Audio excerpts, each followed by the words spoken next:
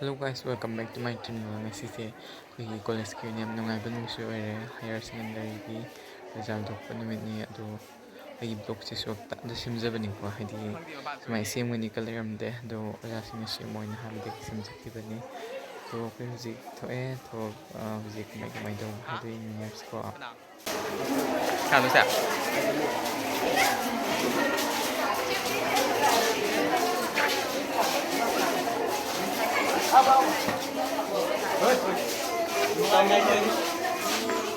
ꯀꯩꯅꯣ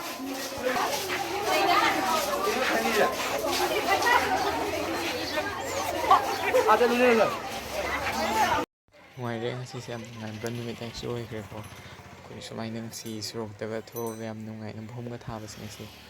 ꯍꯥꯏꯗꯤ ꯈ꯭ꯋꯥꯏꯗꯒꯤ ꯅꯨꯡꯉꯥꯏꯕ ꯅꯨꯃꯤꯠ ꯍꯥꯏꯕꯗꯨ ꯑꯣꯏꯈ꯭ꯔꯦ ꯄꯨꯟꯁꯤꯗꯀꯣ ꯑꯗꯣ ꯑꯗꯨꯝ ꯁꯨꯃꯥꯏꯅ ꯇꯧꯔꯦ ꯑꯩꯈꯣꯏꯁꯦ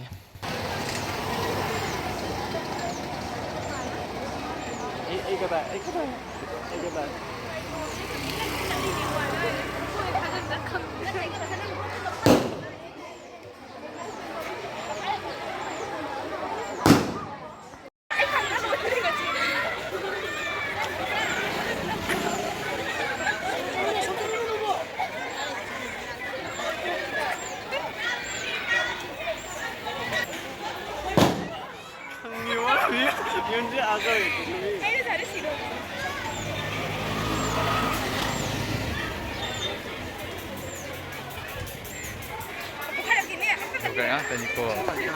ꯑꯩ ꯈꯪꯗꯦ ꯇꯧꯔꯤ ꯑꯩ ꯀꯤꯖꯩꯌꯦ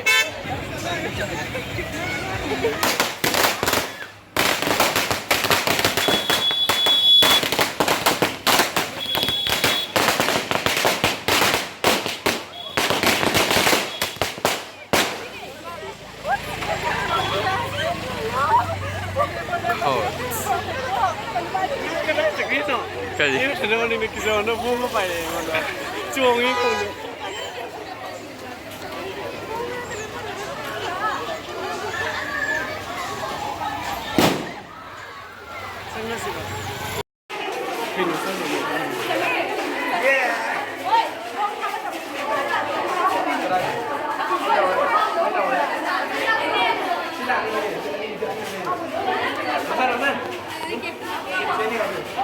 ꯑꯁꯤꯒꯅ ꯑꯩꯈꯣꯏꯒꯤ ꯑꯣꯖꯥꯁꯤꯡꯅ ꯍꯥꯏꯗꯤ ꯑꯍꯥꯎꯕ ꯊꯨꯝ ꯑꯗꯨꯝ ꯌꯦꯜꯂꯦꯀꯣ ꯑꯗꯣ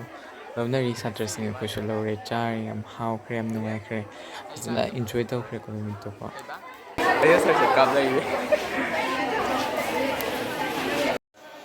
ꯁꯦꯀꯦꯟ ꯏꯟꯇꯔꯚꯤꯌꯨ ꯂꯧꯔꯦꯀꯣ ꯑꯗꯨꯒꯤ ꯃꯇꯨꯡꯗ ꯑꯩꯁꯨ ꯂꯧꯔꯨꯔꯦ ꯑꯩꯈꯣꯏꯁꯨ ꯆꯠꯂꯒ ꯑꯩꯈꯣꯏ ꯑꯌꯥꯝꯕꯁꯨ ꯆꯠꯂꯒ ꯑꯗꯣ ꯉꯁꯤꯒꯤ ꯕ꯭ꯂꯣꯒꯁꯤꯁꯨ ꯃꯇꯥꯡꯁꯤ ꯑꯗꯨꯝ ꯂꯣꯏꯁꯤꯜꯂꯦꯀꯣ